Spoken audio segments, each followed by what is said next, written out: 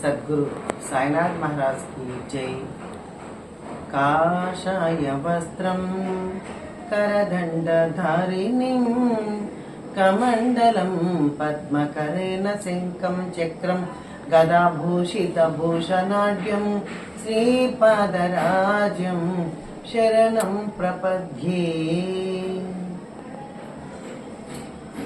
जय गुरुदेव दत्त। ఈరోజు నా ఆధ్యాత్మిక ప్రయాణంలో మొదటి గురువు ఎవరో చెప్పే అదృష్టాన్ని నాకు శ్రీపాద శ్రీవల్లభ స్వామి కలిగించారు. చాలా సంతోషం అండి. నాకు ఎందుకో పొద్దున్న నిద్రలేస్తేనే స్వామి మెసేజ్ ప్రకారమే జరుపుకోలేమో అనిపిస్తుంది అన్నమాట. థాట్ అలా వస్తుంది. అది నేను స్వామి మెసేజ్గానే భావిస్తాను అన్నమాట. ఈరోజు నా గురువు నేను ఆధ్యాత్మిక స్థితిలోనికి నిజంగా రావడానికి నా మొదటి గురువు నా భర్త. ఆయన పేరు గురుశేఖర్. ఎట్లాంటి వ్యక్తి అంటే అందరికీ ఉంటారు. ఒక విజయం వెనక ఒక స్త్రీ ఉంటుంది, ఒక పురుషుడి వెనక ఒక స్త్రీ ఉంటుంది, అలాగే ఒక స్త్రీ వెనక పురుషుడు ఉంటాడు. అది అన్న కావచ్చు, నాన్న కావచ్చు, ఇలా రకరకాల వాళ్ళు కావచ్చు. కానీ నాకైతే నా భర్త అని సగర్వంగా చెప్పుకుంటాను అన్నమాట. ఎందుకంటే నేను పెళ్ళికి 7వ క్లాస్ మాత్రమే చదువుకున్నాను. 7వ క్లాస్ మాత్రం చదువుకున్నానండి పెళ్ళికి. నాకు 16 ఇయర్స్లో మ్యారేజ్ అయిపోయింది. నాకు చదువు మీద లేదు, నేను చదువుకోను అని, నాకు చదువు మీద లేదు, నేను చదువుకోనని ఏడ్చేదాన్ని. మా అమ్మ స్కూల్ పంపితే అని గొడవ చేసేదాన్ని. ఎందుకు 7th తప్పుతాను, మళ్ళీ నాకు అందరి ముందు షేము అని చెప్పేదాన్ని. నిజంగా బాగా చదివేదాన్ని. కానీ అక్కడ ఫ్రెండ్స్ కొంతమంది నన్ను అలా భయపెట్టారు. దాంతో అమ్మ నేను చదవనని మానేశాను. ఇంకా మా అమ్మగారి తమ్ముడే అన్నమాట, మావయ్య పెళ్లి చేసేశారు. అప్పటి నుంచి నాకు చదువుకోవాలని ఆశ పుట్టింది అన్నమాట. ఎందుకు మానేశాను అని నాలో లోపల చాలా దిగులుగా బెంగగా ఉండేది. ఇంగ్లీష్ నేర్చుకోవాలని, చక్కగా అందరితో అలా మాట్లాడాలని, ఏదో మనసుకి చదువు కావాలని మనసుకి బాగా గట్టిగా అనిపించేది. అప్పుడు తిరుపతిలో వస్తే ఇంకా అంటే 7th కదా, మళ్ళీ 10th కట్టేదానికి కూడా అప్పుడు ఎక్కడక్కడ లేదు. అంటే 8th 9th చదవాల్సింది, స్కూల్కి వెళ్ళే వయసు కాదు, పెళ్లి చేసుకున్న ఇది కదా, అందుకని ఇంకా స్కూల్ వయసు కాదు. ఏం చేయాలి మనసులో అలా ఉండిపోయిందండి. అయితే ఎప్పుడు బుక్స్ చదువుకుంటూ ఉండేదాన్ని. ఏం బుక్స్? సినిమా అవి, లేదంటే నవల్స్ అవి చదువుకుంటూ ఉండేదాన్ని. అంటే నేను ఎలా ఉండేదాన్ని అంటే, మా వారు ఎక్కడికైనా తీసుకెళ్లి పరిచయం చేస్తే నమస్కారం పెడితే వాళ్ళకి నేను ప్రతి నమస్కారం కూడా పెట్టడానికి కూడా నాకు తెలియదండి. మా వారు చెప్పించేవారు, వాళ్ళు నమస్కారం పెడితే నువ్వు నమస్కారం పెట్టు అని చెప్పించేవారు. అట్లాంటి నిజంగా మాట్లాడితే ఒక మొద్దుని, అంటే నాకు తెలియదు, ఏమి తెలియదు, ఎలా బ్రతకాలంటే, ఎలా చేయాలి, ఎవరితో ఎలా నడుచుకోవాలి, ఇది నాకు తెలియదు అన్నమాట. అప్పుడు మళ్ళీ తిరుపతిలో ఒక 9 సంవత్సరాలు ఉన్నాము. ఇంకా ఉద్యోగులైతే మేము గుడివాడ రావడం జరిగింది. అక్కడ ట్యూటోరియల్స్ కాలేజ్లో మెట్రికులేషన్ చదివాను. అక్కడి నుంచి చాలా మంచిగా, చాలా అత్యంత అద్భుతంగా మంచి మార్కులతో పాస్ అయ్యాను. మెట్రిక్ అంటే సేమ్ ఈక్వల్ టు 10th. తర్వాత బిఏ చదివాను ఆంధ్ర యూనివర్సిటీ. మళ్ళీ ఎంఏ చేశాను. మళ్ళీ బీఈడి కూడా చేశాను. అంటే ఎంఏ బీఈడి అనమాట నా క్వాలిఫికేషన్.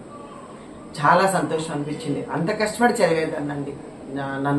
నా చదువు ఏదో లాస్ అయ్యానో అది నేను మళ్ళీ తిరిగి పొందాను కదా, అందుకని నాకు చాలా ఆనందం అనిపించేది. 2 సార్లు డిఎస్సి కూడా రాశాను, జాబ్ రాలేదు. ఇంకా అనిపించింది, ఓ నాది అది కాదు నా రూటు అని చెప్పి మళ్ళీ అంటే దేవుడు అంటే చిన్నప్పటి నుంచి ఇష్టము. కానీ శ్లోకాలు చదివేదాన్ని ఇంతే తప్ప నాకు మిగతా విషయాలు ఏమీ తెలియదండి. వెంకటేశ్వర స్వామి కళ్యాణం ఇలా ఆయన గురించి ఒక బుక్ ఉందన్నమాట, వెంకటేశ్వర స్వామి లీలలని. కాబట్టి ఆ బుక్ లో ఉండే లీలలని, పద్మావతి ఎలా ఆయన పెళ్లి చేసుకుంది, ఇవన్నీ నేను చదివేదాన్ని అనమాట. తప్ప మిగతా బుక్స్ ఏమీ నేను చదవలేదు. తర్వాత మా వారు నన్ను నువ్వు అలా చదవాలి, ఆ బుక్స్ ఇలా చదవాలి, ఇలా చదువు అని నాతో మెల్లగా ఒక రకమైన ఆధ్యాత్మిక బోధన చేసేవారు. ఆయన మళ్ళీ దండం పెట్టుకునేవారు కాదు. చక్కగా స్నానం చేస్తే 2 నిమిషాలు దండం పెట్టుకొని అయిపోయింది నా పూజ అనుకునేవారు. తర్వాత నాకు షిరిడి సాయినాథుడితో కనెక్ట్ అయింది ఎప్పుడైతే 30 years బ్యాక్ స్వామితో, నాకు బాబాతో కనెక్ట్ అయిందో, ఇంకా అప్పటి నుంచి ఆయనకు ఒక చరిత్ర ఉంటుందని, ఇలా దత్తాత్రేయులు అని ఉంటారని, ఇవన్నీ నాకు తర్వాత అప్పుడు కానీ తెలియలేదు అనమాట. అలా ఇంట్లో ఎప్పుడు నిరంతరం గంటలు పూజ చేయదాన్ని, స్వామి అనుగ్రహం అలా ఇచ్చేశారు. ఆయన కూడా నన్ను ఏమి అనేవారు కాదు, అలా చేసుకోవాలి ఇలా చేసుకోవాలని నన్ను ఎంకరేజ్ చేసేవారు అనమాట. అయితే అలా చేస్తుంటే 108 వారాలు బాబా సచరిత్ర చదవాలని అనిపించింది. చదువుతూ ఉంటే అప్పుడు మా వారికి భయం పుట్టుకుంది. ఓ అమ్మ ఎంత 108 సార్లు చేస్తాను, ఎప్పుడు చూసినా బుక్ తీసుకొని ఉంది, ఎక్కడ పిక్చర్ అయిపోతుందో అని చెప్పి ఒక రకమైన ఆయనకు భయం వచ్చిందండి. ఎంకరేజ్ చేసిన ఆయనే ఒకసారి భయం వచ్చింది ఆయనకి. అప్పుడు నేను ఏం కాదండి, నేను చదువుతున్నాను కదంటే, లేదు నువ్వు అంతసేపు చదువుతున్నావు, నీకు మెంటలీ డిప్రెషన్ వచ్చేస్తుంది అని చెప్పి పాప ఆయన బాధపడేవారు. ఇంకా మరి నేను 108 వారాలు అనుకున్న తర్వాత ఇంచుమించు చదవాల్సిందే కదా. అలా ఆయన్ని మెల్లిగా ఒప్పించి అలా గ్రంథపారాయణ చేసుకునేదాన్ని. గురుచరిత్ర అలాగే 108 సార్లు చేసుకున్నాను.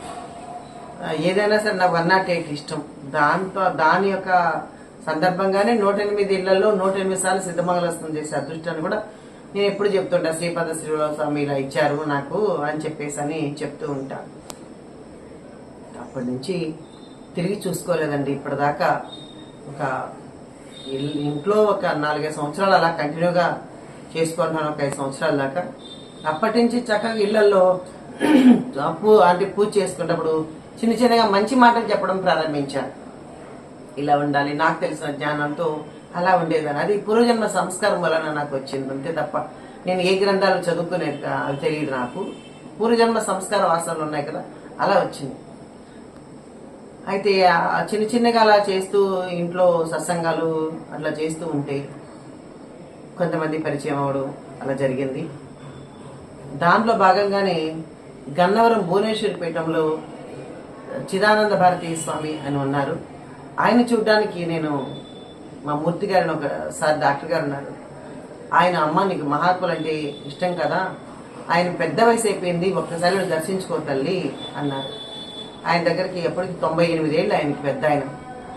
వెళ్తే ఆయన నన్ను చూడగానే నీకు ఉపదేశం ఇస్తాను తీసుకుంటావా అన్నారు. ఉపదేశం అంటే నాకేం తెలుసు అన్నాను. అని అనగానే అనకూడా లేదు, ఆయన తల ఉంచాను. మా వారు తీసుకుని నేను తీసుకుంటుంది అన్నారు. ఏం తెలుసు నాకు తీసుకోవడానికి అంటే, ఏంటో ఉపదేశం అంటే ఏంటో తెలీదు. మా వారు ఏదో ఆనందంగా తీసుకుంటుందని చెప్పేశారు. ఆయన తెలుసు కొంచెం ఏదో. అప్పుడు ఒకరోజు మళ్ళీ పిలిచి బాలా త్రిపుర మంత్రాన్ని ఇచ్చారని. అక్షర లక్ష 6 లక్షలు చేశాను. నాకు ఎందుకు వెళ్ళానంటే లలితాదేవి అంటే నాకు చాలా ఇష్టం. లలితా సహస్రం కూడా ఒక పంతం బట్టి నేర్చుకున్నానండి. అంటే మనం ఏదైనా అనుకుంటే ఎంత కష్టమైన దాన్ని మనం సాధించవచ్చు అనే దానికి నేనే ఉదాహరణ అనమాట. 7th క్లాస్ ఎక్కడ, MA BEd ఎక్కడ, లలితా సహస్రనామాన్ని అంత పట్టుదలగా ఒక 30 daysలో చూడకుండా మొత్తం నేర్చేసుకున్నానండి. టేప్ రికార్డ్ పెట్టి ఏ రోజులైనా ఆ రోజు నేర్చేసుకొని చక్కగా దాన్ని బట్టేశానండి. అట్లా నేర్చుకున్నాను. అది ఒక పనితో నేర్చుకోవాలి అని. ఎవరో ఒక ఆవిడని అడిగితే మా పక్కన ఉండేవారు ఒకళ్ళు, అమ్మ నాకు లలితా సహస్రం నేర్పించండి, బ్రాహ్మిన్స్ వాళ్ళు అడిగితే, అయ్యో మీరు నేర్చుకోకూడదమ్మా, మామూలు మాకే అది అని అన్నారు. అదేంటి అలా లలితా సహస్రం అందరూ నేర్చుకోవచ్చు కదా, అందరు చదువుకోవచ్చు కదా అంటే అవి నేర్పించలేదు. అందుకని పట్టుదలతో టేప్ రికార్డు కొనుక్కొని అలా నేర్చుకొని వాళ్ళకే నేను అప్పచెప్పాను అన్నమాట. అట్లాంటి పట్టుదలండి మనిషికి ఎప్పుడు. ఎందుకు చెప్తున్నానంటే ఇది పట్టుదల ఉండాలండి. ఏదైనా నేను చేయగలను, నేను చేయలేనని నిరుత్సాహం ఉండకూడదు. చెయ్యగలను అనేసి మనం కాన్ఫిడెంట్, ఒక రకమైన ఖచ్చితంగా నేను చేయగలనేసి ఎప్పుడు నమ్మకం ఉండాలండి. అక్కడ అది చేయగలుగుతాను భగవంతుడు అనుకున్నాం అప్పుడు తోడుస్తుంది. నేను చేయాలి, రేపు చేద్దాం, వెల్లుండి చేద్దాం, రేపు చేద్దాం, వెల్లుండి చేద్దాం, పోస్ట్ పోన్ చేస్తే మన బద్ధకం కూడా అలాగే ఉంటుంది. కాబట్టి జీవితంలో పరమశత్రువు ఎవరయ్యా అంటే బద్ధకం అండి. ఆ బద్ధకాన్ని వదిలిపెట్టి చూస్తే చాలా అత్యంత అద్భుతంగా మన జీవితాన్ని మనం ముందుకు వెళ్ళేదానికి అవకాశం ఉంటుంది. ఏదైనా కావచ్చు, ఆధ్యాత్మిక కావచ్చు, మన ఇంట్లో పరిస్థితుల దృష్ట్యా కావచ్చు, ఉద్యోగం కావచ్చు, ఏదైనా కావచ్చండి. మనము ఒక పట్టుదలతో ఉంటే అది తప్పకుండా అది నెరవేరుతుందండి, చేసుకోవచ్చు. అది నా జీవితంలో జరిగింది. అలాంటి దాన్ని మా వారు ఎందుకు మొదటి గురువు అని చెప్తున్నానంటే, నేను ఎన్ని సత్సంగాలకు వెళ్ళినా, ఎన్ని చోట్ల సిద్ధమంగళ సూత్రానికి వెళ్ళినా, అసలు పాపం నన్ను ఇదిగో నువ్వు అలా చేయగలుగుతావు, నువ్వు ఇలా చెయ్యి, నువ్వు అసలు ఎందుకు చేయలేనంటావు. ఈ రోజు సిద్ధమంగళం 3 ఇళ్లలో చేసి 108 సార్లు 3 ఇళ్లలో చేసి మళ్ళీ రేపు గొంతు ఎంత పెయిన్ నొప్పి వస్తుంది కదా, ఏమంటే వెళ్ళలేనండి అంటే, నువ్వు వెళ్ళగలుగుతావు, వెళ్ళు అంతే, నువ్వు వెళ్తావు అంతే అని చెప్పేవారండి. ఆయన యొక్క ప్రోత్సాహం, ఆయన యొక్క ఉత్సాహం నన్ను ముందుకు నడిపించిందండి. లేదంటే నాకు నీరసంగా ఉందండి, లేదు నువ్వు చేయగలుగుతావు అంటే, ఇంట్లో ఎప్పుడు మనకి ఆ ప్రోత్సాహం ఉంటుందో మనలో కూడా ఉత్సాహం వస్తుంది. మనలో బద్ధకం ఉన్నా కూడా దాన్ని తరిమి కొడుతుంది అనమాట. ఇంట్లో వాళ్ళ యొక్క ఆ యొక్క సంకల్పం, వాళ్ళ యొక్క మనల్ని అంటే ఉత్సాహం నడిపించే తీరు మనకి చక్కగా ముందుకెళ్ళే అవకాశం ఉంటుంది అనమాట. మా వారు నీ సత్సంగాలు చెప్పేటప్పుడు చక్కగా కొన్ని వినేవారు. కాదు, నువ్వు ఇలా చెప్పాలి, ఇలా చెప్పాలి, నువ్వు పాట పాడాలి మధ్యలో. అక్కడ ఎలా ఉంటారు, కింద కూర్చున్న వాళ్ళు రకరకాల వాళ్ళు ఉంటారు. వాళ్ళు ఒకే సత్సంగం అంటే బోరు కొడుతుంది. కాబట్టి నువ్వు మధ్యలో పాట పాడాలి. పాట పాడిన తర్వాత దాని సందర్భానుసారంగా నువ్వు చెప్పాలి, అంతే తప్ప నీ సబ్జెక్ట్ అని కాదు. అక్కడ ఎవరెవరికి ఏం కావాలో తెలుసు, నీ ఇష్టంగా నువ్వు చెప్పుకుంటా పోతే అక్కడ వినేవాళ్ళు నిద్రపోతారు అని. నిజంగానే ఆ మధ్యలో పాట పాడేదాన్ని, మధ్యలో సత్సంగం. ఒక్కడు కూడా నేను సత్సంగం చెప్తే ఇప్పటిదాకా నిర్మలమ్మ సత్సంగం, నిర్మలమ్మ ప్రవచనం బాగలేదు అని వాళ్ళు ఒక్కడు కూడా నా జీవితంలో కనపడలేదండి. అందరూ దిగొచ్చిన తర్వాత అబ్బాయి ఎంత బాగా చెప్పావమ్మా, స్టేజ్ దిగొచ్చిన తర్వాత అమ్మ చాలా బాగా చెప్పావమ్మా, నిజంగా బాబానే చెప్పించారమ్మా అని నిజంగా అలా తయారైనానండి. ఎందుకంటే నేను నిజంగా చెప్పాలని ఏది చేసేదాన్ని కాదు, అక్కడికి వెళ్ళి కూర్చుంటాను అంతే. అది నిజంగా భగవంతుడు గురువే. అది మా వారు ఆ రూపంలో ఉన్నారు, గురువు రూపంలో ఉండి చెప్పించారు, అది వేరే విషయం. కానీ మనకు భగవత్ కృప, భగవత్ అనుగ్రహం అంటే మనం అలా అలవగా చెప్పేస్తామండి. ఎంత ధ్యానము ఉన్నప్పటికీ మనం ఒక్కోసారి స్టేజ్ మీద భయపడి చెప్పలేమండి. కానీ నాకు ఆ స్టేజ్ పేరు లేదు. ఎందుకు ఉండాలి, మనం ఏమన్నా అక్కడ ఏమన్నా భయపడాలి, దేనికి భయపడాలి? మనం చక్కగా చాలా మందికి ఉంటుంది ఎంతో జ్ఞానం లోపల, ఇలా ఇక్కడ ఉంటుంది అనమాట. కానీ ఆ సబ్జెక్ట్ ని ప్రజెంట్ చేయడం రాదండి. నాకు నిజంగా సబ్జెక్ట్ ఉందో లేదో నాకు తెలియదు, కానీ దాన్ని చక్కగా నేను ప్రజెంట్ చేసి అందరి దగ్గర నేను చాలా మన్ననలు పొందానమాట. అందుకు చెప్తున్నాను అంటే, నాకు తెలియదు నేనేం చెప్పాను, వినేవాళ్ళే కదా తెలుస్తుంది. కాబట్టి నాకేం తెలియదు. అక్కడికి వచ్చిన దగ్గర లేచిన తర్వాత దిగి వచ్చిన తర్వాత, అమ్మ నిజంగా ఎంత బాగా చెప్పావో, మా కళ్ళల్లో కన్నీళ్ళు వచ్చాయమ్మా, ఎంతో అద్భుతంగా చెప్పావు తల్లిని వాళ్ళందరూ ఆనందిస్తూ చెప్తూ ఉంటే మా వారికి ఎంతో ఆనందం అనమాట. నన్ను ఎవరైనా పొగిడితే ఆయనకి చాలా ఆనందం, అబ్బా నా భార్య చూడు ఏ స్థితిలో ఉందో అని. అంటే ఎందుకు చెప్తున్నానంటే అమ్మ, ఎప్పుడు మన ఇంట్లో వాళ్ళు ఒక్కొక్క మెట్టు ఎక్కుతూ ఉంటే మన ఇంట్లో వాళ్ళకి ఆనందం కలగాలండి. నువ్వు స్టేజ్లో ఎక్కితే నేను ఇలా ఉండాలా అని చెప్పే భర్తలు ఉన్నారు. నువ్వు గొప్పగా చెప్తే ఇలా చేయాలని భార్యలు ఉన్నారండి. అలా కాదు, నిజంగా మనకు అంటే మనం ఒక గోల్ చేరాలి, ఒక రీచ్ అవ్వాలంటే మన ఇంట్లో వాళ్ళందరి సపోర్టు కావాలండి. నిజంగా దాంట్లో మొట్టమొదటిగా భర్త చెప్తే భార్య కావాలి, భార్య చెప్తే భర్త కావాలండి. ఇద్దరు సపోర్ట్ మాత్రం కంపల్సరీ ఉంటేనే మనం ముందుకు వెళ్ళగలుగుతాం. అట్ ద సేమ్ టైం పిల్లల సపోర్ట్ కూడా ఉండాలండి. మా వారు ఇంత నేను నిజంగానే ఏంటమ్మా నువ్వు ఎదిగావేమో అనుకుంటారేమో మీరు. నిజంగానే నేను ఏ స్థితిలో ఉన్నదాన్ని ఇలా చెప్తున్నానంటే నిజంగా నేను ముందుకు వచ్చినట్టే కదా ఆధ్యాత్మికలో. నేను నాకైతే తెలుసు వచ్చిందనేసి అనుకుంటానండి నేను.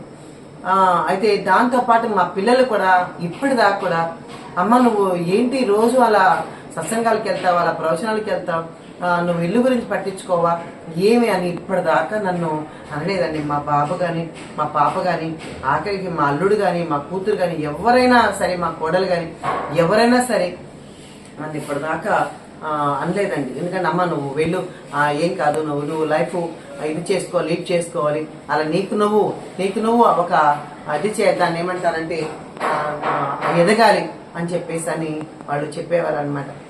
ఏమోరా నీరసంగా ఉందిరా ఇవాళ అని అంటే, అబ్బాయి ఏమో అలా అనమాకు, డాడీకి ఇష్టం కదా అలా వెళ్ళడం. ఇప్పుడు మా వారు లేరండి, ఆయన చనిపోయారు, 3 ఏళ్ళు అయింది. అప్పుడు నాకు అనిపించింది నన్ను ఇంత స్థితికి తీసుకొచ్చి నన్ను ఇంతమంది దగ్గర పరిచయం చేపించి ఒక ముఖ్యమైన విషయం చెప్పాలండి. నా 40 ఏళ్ళు మాకు పెళ్ళయి నా 40 ఏళ్లలో అత్యంత ముఖ్యమైన విషయం అన్నమాట ఇది. ఎంతో మంది మగవాళ్ళతో మాట్లాడింటాను, ఎంతో మంది ఆడవాళ్ళతో మాట్లాడింటాను. ఒక్క రోజు కూడా నా క్యారెక్టర్ గురించి నన్ను తప్పుగా మాట్లాడలేదండి నా గురువు, నా భర్త. ఎందుకంటే వాళ్ళ అందరూ మాట్లాడాల్సి వస్తుంది కదా సమాజంలో. మరి సత్సంగాలకు వెళ్తే అందరూ తల్లి ఎలా ఉన్నావు అమ్మని అడుగుతారు. పైగా మా ఇంటికి ఎంతో మంది మహాత్ములు వచ్చేవారు, ఎంతో మంది అవధూతులు వచ్చారు. రోజుకి 10 మంది, 20 మంది, 30 మంది కూడా అన్నం వండి పెడితే ఆయన చేసి పెట్టరా అని చెప్పేసి అనేవాళ్ళు. ఒకరోజు ఏదైనా పూజ పెట్టుకుంటే వంట చేసే అమ్మాయి రాకుంటే, ఇవ్వండి ఈ రోజు రానండి, పోనీ రేపు తర్వాత పెట్టుకుందామంటే, ఏమక్కర్లేదు దేని వంట చేస్తాను, నువ్వు వెళ్ళి నీ పూజ చేసుకో అని చెప్పేవారు. ఏ భర్త ఉంటారండి వంట నేను చేస్తాను నువ్వు చేసుకో పూజ అని చెప్పే భర్త నాకైతే మాకు సర్కిల్ కొంతమంది ఎవరు కనిపించలేదండి. నా భర్తే నాకు గొప్ప అనమాట. అలా చెప్పారండి, నేను చేస్తాను వంట, నువ్వు ఎందుకు బాధపడతావు, నువ్వు వెళ్ళి నీ పని నువ్వు చేసుకో అని చెప్పి నన్ను ప్రోత్సహించేవారండి. ఇంట్లో ఎంతమంది వచ్చినా కొంచెం కూడా విసుక్కునేవారు కాదండి. ఆయన బెడ్రూమ్ ఇచ్చేసి వాళ్ళు హ్యాపీగా వాళ్ళు ఉండని అని చెప్పేసి ఎంతో మర్యాద చేసేవారండి. నాకన్నా కూడా ఆయన ఎక్కువ అయిపోతారనమాట. వాళ్ళకి లేదు వాళ్ళని వాళ్ళని ఇలా చెప్పు, ఇదిగో వాళ్ళు ఉండమని చెప్పు 2 రోజులు సార్ వచ్చిన వాళ్ళందరూ మీరు మీళ్ళే అనుకోండి, మీరు ఇక్కడే ఉండండి, మీకేం ఇబ్బంది లేదండి అని చెప్పేవారండి. ఎవరు చెప్తారు అలాగా? నిజంగా చాలా ఆ మనస్తత్వం, అంత బ్రాడ్ మెంటాలిటీ అండి నా గురువుది, నా హస్బెండ్ది. అంత గొప్ప ఇది. ఎందుకంటే చాలా మంది 10 రోజులు ఉండడానికి ఇష్టపడతారు. ఎవరైనా వచ్చి 15 మంది 10 రోజులు ఉండడానికి ఇష్టపడతారా? డబ్బులు పరంగా ఇది మనం చేయలేకుండా ఒక ఇది, మనకి ఇంట్లో డిస్టర్బెన్స్ ఒకటి ఇంత ఉంటాయి కదా. కానీ నా భర్త ఏనాడు కూడా ఇలాంటి డిస్టర్బెన్స్ కానీ ఇలాంటి డబ్బులు అయిపోతాయని కానీ ఎప్పుడు అనలేదండి. గత 10 సంవత్సరాలుగా మన ఇంటికి అలా రోజుకు 10 మంది 20 తక్కువ కాకుండా వస్తూ ఉంటారండి. ఎక్కడి నుంచో మహాత్ములు వచ్చారు, అవధూతులు వచ్చారు. అలాగే గుడివాళ్ళు ఎన్నోసార్లు పెద్ద భారీ ఎత్తున ప్రోగ్రామ్స్ పెట్టించాను. ఒక 7-8 సార్లు ఒక 5 లక్షల రూపాయల లెక్కన ప్రోగ్రామ్ పెట్టించాను. నువ్వేమీ డబ్బులకి ఇబ్బంది పడద్దు, నేను కావాలని తీసుకొస్తాను, ఏదైనా బంగారం తాకట్టు పెట్టి నేను తీసుకొస్తాను, నువ్వు డబ్బులకి ఇబ్బంది పడద్దు అని చెప్పిన సందర్భాలు నా హస్బెండ్ ఉన్నాయండి. అందుకే నాకు పొద్దున్న నిద్రలేస్తాను ఎందుకో గుర్తొచ్చేసి మీతో పంచుకోవాలా అని చెప్పేస్తానని నేను ఈ యూట్యూబ్ చేస్తున్నానండి. నిజంగా అంటే ఒక భార్యాభర్తలు అనేది ఒక తాటి మీద నడిస్తే ఆ కుటుంబం ఎంత బాగుంటుందో, మనం దేంట్లోనైనా మనం ముందుకు వెళ్ళిపోవచ్చు అని అనిపించింది. అంటే భార్యాభర్తల బంధం అంటే అలా ఉండాలి. కానీ ఎవరి భర్త ఎదిగిపోతే భార్య చూడలేక, భార్య ఎదిగితే భర్త చూడలేక, ఇలా ఉంటే మనం ఏమీ ముందుకు సాధించలేమండి. మనం ఎందుకు వచ్చామో అది చూడలేము. నేను ధ్యానం చేసుకోవాలండి అంటే నన్ను 6 కిలోమీటర్ల దూరం రోజు తీసుకొచ్చి బండి మీద డ్రాప్ చేసి మళ్ళీ నేను ఎప్పుడు రమ్మంటే అప్పుడు వచ్చి నా కోసం వచ్చేవారండి. ఆయన అలా చేసేవారండి. ఇంకా నా కొడుకు కూడా మా అబ్బాయి కూడా నాన్న నన్ను ఎన్నో చోట్లకి కారులో, పాపం అప్పుడు వాడు బీటెక్ చదివిన తర్వాత కొన్ని జాబ్ లేదండి, అప్పుడు కొన్ని రోజులు జాబ్ రాలేదు వాడికి. కొన్ని రోజులు అంటే పాపం ఇంట్లో ఒక 2-3 ఏళ్ళు ఇంట్లోనే ఉంటాడు జాబ్ చర్చింగ్లో. అప్పుడు రజా నాకు ఇట్లా నేను వెళ్ళాలి నాన్న పలానా చోట పూజ ఉందంటే, పాపం పిల్లలకి ఏం తోస్తుందండి, వాడికి పూజల కంటే మనం వెళ్తాం, వాళ్ళకి ఏం తోస్తుంది, పదమ్మ నేను వస్తానని వాడు రథసారథిగా వాడు వచ్చి కాలో నన్ను తీసుకెళ్లి పాపం నా పూజ 3 గంటలు 4 గంటలు వారి ఇంట్లో పూజ చేసి వచ్చేంత వరకు కూడా ఎక్కడెక్కడ ఒంగోలు కావచ్చు, విజయవాడ కావచ్చు, రాజమండ్రి కావచ్చు, నెల్లూరు కావచ్చు, ఎన్నో చోట్ల దూరం ప్రాంతాలండి. అలా పాపం నేను చేసి వచ్చేంత వరకు పాపం వారి ఇంట్లోనే ఎక్కడో ఒక చోట కూర్చొని ఉండి మళ్ళీ వినేవాడు కాదు, వాడికి వినడం ఇష్టం ఉండదు. చిన్నపిల్లలే కదండి, వాళ్ళకి అంత వినాలి సత్సంగం ఇలాంటివి ఉండదు. అయితే కూర్చొని మళ్ళీ నా పూజ అయిన తర్వాత మళ్ళీ వచ్చేవాళ్ళం అండి. అప్పుడు అనుకునేదాన్ని నిజంగా నాకు భగవంతుడు ఇచ్చిన అదృష్టం నా పిల్లలు అనుకున్నాను. అడిగారు మా అమ్మాయి కూడా, అమ్మ నువ్వు ఏంటి ఎక్కడికి వెళ్తున్నావు, ఇదేంటిది అని కానీ, మా ఇంటికి ఇంత డబ్బులు ఖర్చు పెడుతున్నావి అందరి కోసం అని కానీ, మా పాప కానీ మా బాబు కానీ ఆఖరి మా హస్బెండ్ కానీ ఎవ్వరు నన్ను అనలేదండి, ఎవరు అనరండి. అంటే ఎవరి దగ్గర ఎందుకు డబ్బులు ఖర్చు పెడుతున్నానంటే ఆ డబ్బులు నేను ఎక్కువ సంపాదించి నిజమే వాళ్ళ ఇంటికి పూజకి వెళ్తే వాళ్ళు 5,000 ఇస్తారండి, 10,000 ఇస్తారండి అన్న భర్తలు ఎంకరేజ్ చేసేవాళ్ళు, లేదా భార్యలు ఎంకరేజ్ చేసేవాళ్ళు, లేదా బిడ్డలు ఎంకరేజ్ చేసేవాళ్ళు. కానీ మా వారు ఒక్కటే చెప్పారు, నువ్వు బయటకు వెళ్తున్నావు, నువ్వు బయటకు వెళ్తే ఎవరైనా నీకు చీర పెట్టచ్చు, జాకెట్ పెట్టచ్చు, డబ్బులు ఇవ్వచ్చు, ఎట్లా అందాని నువ్వు ఆశకు నువ్వు లొంగకుండా నువ్వు ఇంటికి రావాలి అన్నారండి మా వారు. అదే విధంతో ఈనాటి కూడా నేను జీవిస్తూ ఉన్నానండి. ఎవరైనా అంటే వాళ్ళు ప్రేమతో పాపం అనిపిస్తారు, వాళ్ళకి పెడతారు. కానీ అది ఎన్నో శాల్వాలో కప్పినా కూడా నేను అక్కడే బయట అందరికి ఇచ్చేసి వచ్చేస్తా. అది కూడా వద్దంటే వాళ్ళు వినరు, కొంతమంది బాధపడతారు. తీసుకొని నేను అక్కడే వాళ్ళకు ఇచ్చేయాల్సి వస్తుందండి, ఇచ్చేస్తానండి. ఎందుకంటే ఆశ అనేదాన్ని మనం చిన్నదానికి ఆశ పడితే అది ఇంకా రేపు ఇంకొకసారి పెద్ద ఆశకు కావాల్సి వస్తుంది. ఒకరు చేరబెట్టారనుకో, ఇంకొకరు చేరబెట్టలేని పరిస్థితి వచ్చిందనుకో, ఇదిగో ఆవిడ చేరబెట్టిందిగా నాకెందుకు ఈవిడ చేరబెట్టలేదని ఆవిడ తిట్టుకునే పరిస్థితి వస్తుంది. అంటే ఆశ అనేది మనం ఎక్కడికక్కడ మొగ్గలని తుంపేసేయాలి. అప్పుడు మన జీవితం, ఆధ్యాత్మిక జీవితం గొప్పగా అవుతుందండి. డబ్బులతో మనం ఏమీ చేయలేమండి. డబ్బులతో అంటే అట్లాగనే మేము ఉన్నవాళ్ళమా అంటే కాదండి, మధ్యతరగతి వాళ్ళని. నాకున్నంతలో నేను చేసేదాన్ని తప్ప ఎప్పుడు దానికి ఆపోజిట్ గా డబ్బులు తీసుకొని నాకు డబ్బులు ఇస్తేనే నేను మీ ఇంటికి వస్తానని ఎప్పుడు ఎవరితోనూ నేను అనలేదండి. మా వారు నాకైతే ఏదైతే బోధించారో, నీతి సూత్రాలు ఏదైతే బోధించారో, ఎవరి దగ్గర మనం డబ్బులు తీసుకోకూడదు, ఎవరి దగ్గర నువ్వు బట్టలు అట్లాంటి తీసుకోకూడదు అని నేను ఏ విధంగా అయితే నా భర్త నన్ను పంపించాడు, అదే విధంతో ఈనాటికి జీవిస్తున్నానండి. ఎందుకంటే అన్ని మనకు దేవుడు ఇంట్లో మనకు కట్టుకోవడానికి, తిండి తినడానికి అన్నిటికీ భగవంతుడు ఇచ్చాడు. మళ్ళీ మనం ఎందుకు అలాంటి ఆశపడాలి, ఎందుకు మనం ఇది చేసుకోవాలి? ఆశ అనేది చాలా పెద్దదండి. జీవితంలో పెద్దది ఏదైనా ఉందంటే ఆశ. ఆశ అనేది పోయినామంటే ఒక్కొక్కటే పెరిగి అది పెద్దవైపోతాయి. కాబట్టి ఆశ అనేది ఏమీ లేకుండా ఎప్పుడు చాలా నిరాడంబరంగా జీవించడం మొదలు పెట్టాలండి. అంటే మనకు అన్ని ఇంట్లో ఉంటాయి, మనకు అన్ని దేవుడిని నమ్ముకోవాలండి. ఒకసారి అన్నారనమాట, ఎవరో మా ఇంటిలో కాలు పెట్టమ్మా అని చెప్పి అని గుడివాడలో ఎక్కడో ఒక ప్లేస్ గుర్తు రావట్లేదు, పూజ చేసి వచ్చాను. అమ్మకి డబ్బులు ఇవ్వాలి అని అన్నారంట. వేరే వాళ్ళు పక్కన వాళ్ళు అన్నారు, అమ్మ వాళ్ళ డబ్బులు తీసుకోదు అని అన్నారట. సరే అయినా వాళ్ళు తాంబూలం తీసుకొచ్చి డబ్బులు ఇట్లా ఇచ్చారు. నేను నిజంగా దాన్ని చూడలేదు, తాంబూలాన్ని చూశాను, దాని మీద ఏదో 500 రూపాయల నోటు చూశాను. తీసుకోనమ్మా అని చెప్పాను. ఇంటికి వెళ్ళిన తర్వాత రాత్రి మా హస్బెండ్తో చెప్పాను, ఏమండి ఇలాగా ఇచ్చారు ఎవరు అని చెప్తే, తీసుకున్నావా అని అన్నారు. లేదండి అన్నాను. తీసుకోపోయినావా అన్నారు. అంటే నన్ను పరీక్ష పెట్టాలని తీసుకోపోయినావా అన్నారు. అప్పుడు నేను చెప్పాను, తీసుకుంటే దాంట్లో నేను 500 లేదంటే 1000 లేదా 2000 ఒక 5000 ఎంతో కొనింటాయి. అప్పుడు నేను ఏం చేయాలంటే 5000 1000 ఎంతో కొనింటాయి, మనకు తెలియదు కదా, నేను చూడలేదు. తీసుకున్నానంటే అది అంతటితోనే ఆగిపోతుంది. దాంట్లో మళ్ళీ పైగా నాకు 5000 10,000 ఇంకొక రకంగా దేవుడు ఖర్చు పెడతాడు. అదే నేను తీసుకోలేదనుకో, భగవంతుడు నాకు 10 రెట్లు ఇస్తాడు. 10 రెట్లు భగవంతుడి దగ్గర తీసుకోవడం నాకు మేలా, వాళ్ళు ఇచ్చిండే ఆ డబ్బులు తీసుకోవడం మేలా అని చెప్పన్నాను. నిజంగా చాలా గొప్పదానివిరా నువ్వు అని నన్ను పొగిడారండి. నిజంగా ఆశ అనేది మా వారు ఎట్లయితే నన్ను లేకుండా నాకు చేయి చూపించారు, దాన్ని నేను ఆచరిస్తున్నానండి. నిజంగా దాన్ని నేను ఆచరిస్తున్నాను అన్నమాట. నా పిల్లల విషయం వచ్చేటప్పటికి వాళ్ళు కూడా అంతే, నాకు ఇంకా మించిపోయి చెప్తారన్నమాట. వాళ్ళు అమ్మ మనకెందుకు మనకేం అవసరం లేదమ్మా అని చెప్తారనమాట. అంటే అంత గొప్పగా నా పిల్లలు, వాళ్ళకి ఎలా వచ్చిందో తెలియదు పూర్వజన్మ సంస్కారాలు. అలాగే నా భర్తకు సామాన్యుడండి. నా భర్త ఒక పేద కుటుంబం నుంచి వచ్చినాడండి నా భర్త.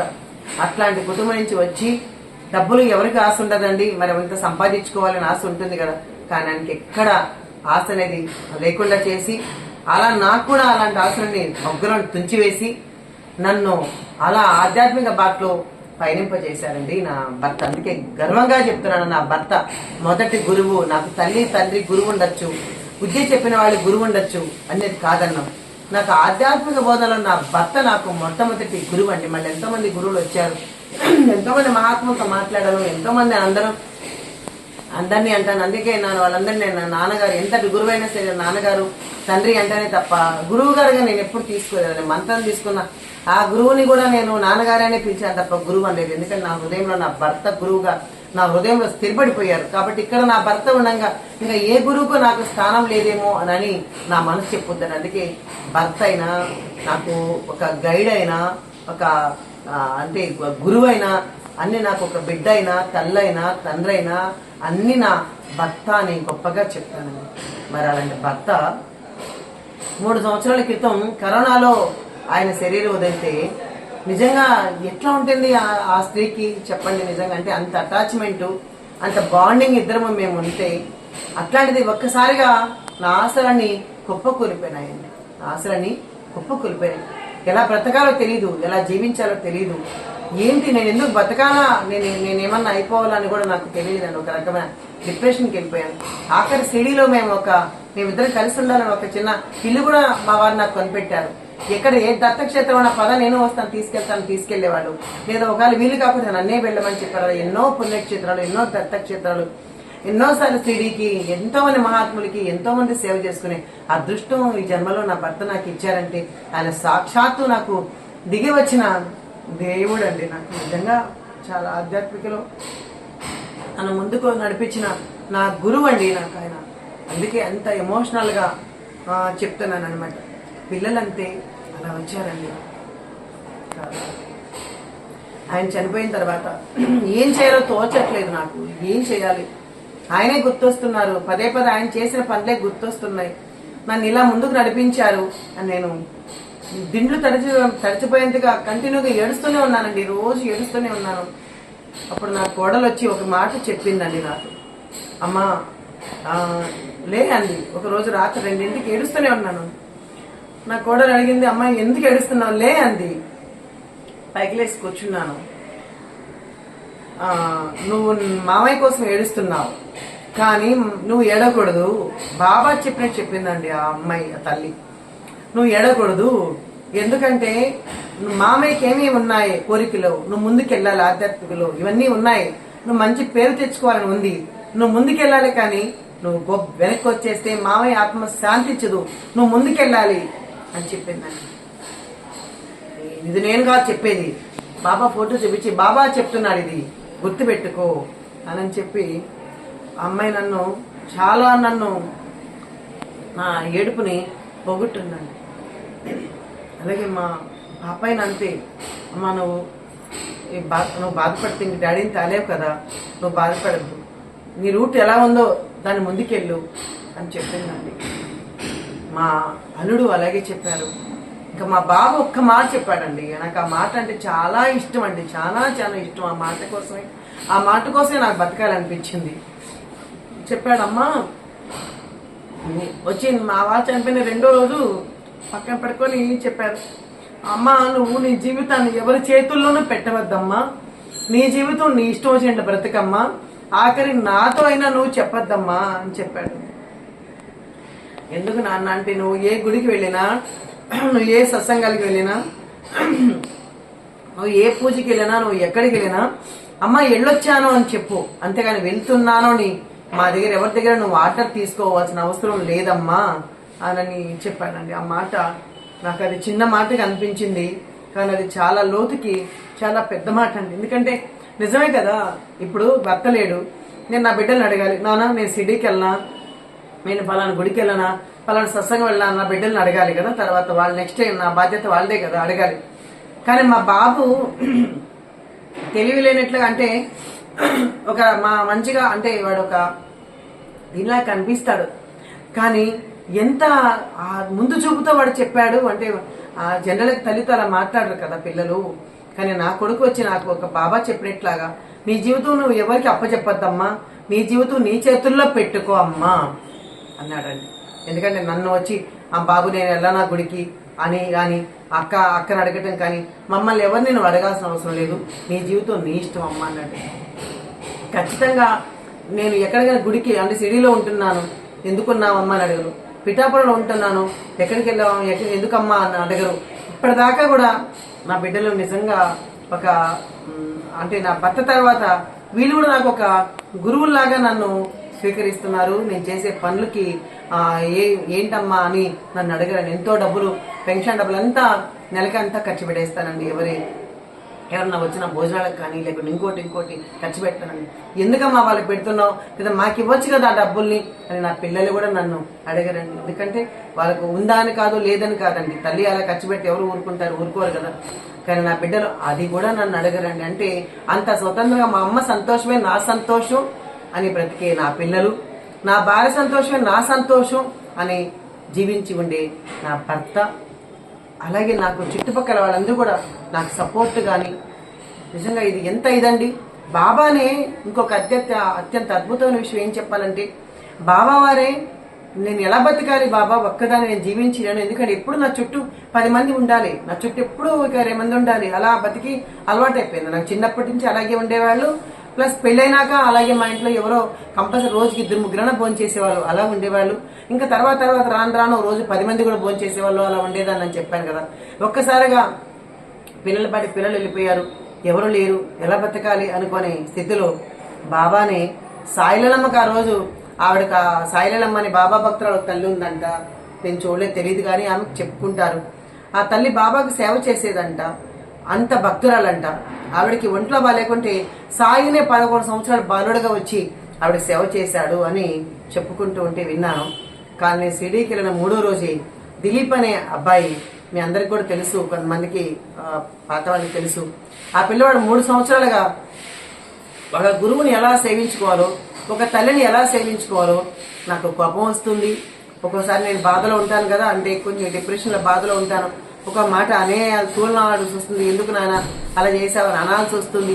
కానీ ఆయన అన్నిటికీ ఓర్చుకొని నా దగ్గర ఆ అబ్బాయి 3 సంవత్సరాలుగా ఎక్కడికి వెళ్లకుండా, కనీసం నాకు చిన్న టాబ్లెట్ కావాలన్నా లేదా చిన్న ఇది కావాలన్నా, టయానికి నాకు అన్నం పెట్టాలన్నా గబగబా తీసుకొని వచ్చేసి అంత జాగ్రత్తగా చూసుకుంటాడు. ఇవన్నీ ఎలా వచ్చాయి అంటే నా పూర్వజన్మ సంస్కారం వలన, పూర్వజన్మ నాకు భగవంత్ అనుగ్రహం వలన, అలాగే ఎన్నో జన్మల పుణ్యఫలం వలన దత్త సేవ లభించింది, అలాగే భగవత్ సేవ లభించింది, అందరితో సత్సంగం చెప్పే అదృష్టాన్ని లభించింది.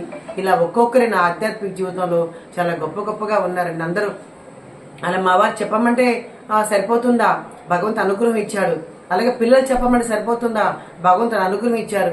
అలాగే శ్రీశైలం సాయిదాస్ గారు ఉన్నారు, ఆయన కూడా అరే నువ్వు చెప్తావు రప్పాలంది, నువ్వు చెప్పు అని ఆయన కూడా చాలా చోట్ల నాకు ఆయన ప్రోగ్రామ్స్ వారం రోజులు ఉంటే మా చెల్లెలు చెప్తుంది అని తను కూడా సొంత చెల్లిలాగా చూసుకుంటారనమాట. నువ్వు 3 రోజులు చెప్తుంది మా చెల్లి అని నా ఆయన ప్రోగ్రాంలో 3 రోజులు నాకు ఇచ్చేవారు. ఈ రోజు నిర్మలమ్మ అంటే అందరికీ తెలిసిందంటే ఇలా మహాత్ముల మూలానేనండి. మా వారు కావచ్చు, నా పిల్లలు కావచ్చు, శ్రీశైలం సాయిదాస్ అన్నయ్య కావచ్చు, ఇలా కొంతమంది చాలా మంది ఉన్నారు. వాళ్ళందరూ నన్ను ఒక తల్లిలాగా, ఒక చెల్లిలాగా నన్ను ప్రేమించి నన్ను అభిమానించిన వాళ్ళందరికీ ధన్యవాదాలు తెలియజేసుకుంటున్నానండి. నన్ను ఇంత దూరం అంటే నా ప్రయాణంలో, ఆధ్యాత్మిక ప్రయాణంలో, ఈ సుదీర్ఘ ప్రయాణంలో ఎన్నో కష్టాలున్నాయి, ఎన్నో నష్టాలున్నాయి, ఎన్నో సుఖాలున్నాయి, ఎన్నో సంతోషాలున్నాయి. దాంతోపాటు అవన్నీ భరిస్తూ కూడా ఈ యొక్క శ్రీపాద స్వామి అనుగ్రహం అయితే సంపూర్ణంగా పొందాను, ఇంకా పొందాలి. ఈ జీవితం, ఈ శరీరం నశించిపోయేంత వరకు, ఈ శ్వాస ఉన్నంత వరకు భగవంతుని సేవ చేసుకుంటాను. నేను అందరికీ మంచే బోధిస్తాను తప్ప నేను ఎప్పుడు స్వార్థంతో, ఈర్ష, అసూయ, ద్వేషం వదిలిపెట్టుకోవాలా అని చెప్పే నేను నాలో ఉన్నట్టు కూడా నేను పోగొట్టుకోవడానికి నేను చాలా వరకు కృషి చేస్తాను. అంటే నాది ఓన్లీ ఒకటే పెట్టుకున్నాను, నా జీవిత లక్ష్యం ప్రేమతత్వం అని. చిన్నప్పటి నుంచి ఆ ప్రేమతత్వంతోనే నాకు అందరూ దగ్గరయ్యి చాలా అందరి అభిమానాలు, మన్ననలు పొంది ఈరోజు మీ అందరికీ నిర్మలమ్మగా నేను అందరికీ పరిచయం అయ్యి నిజంగా భగవతి కృపతో నేను ఇవన్నీ చెప్పగలుగుతున్నాను. ఈరోజు నాకు ఇంతటి అవకాశం ఇచ్చిన మా శ్రీపాద శ్రీవల్లభ స్వామికి శతకోటి వందనాలండి. జై గురుదేవ దత్త, జై గురుదేవ దత్త.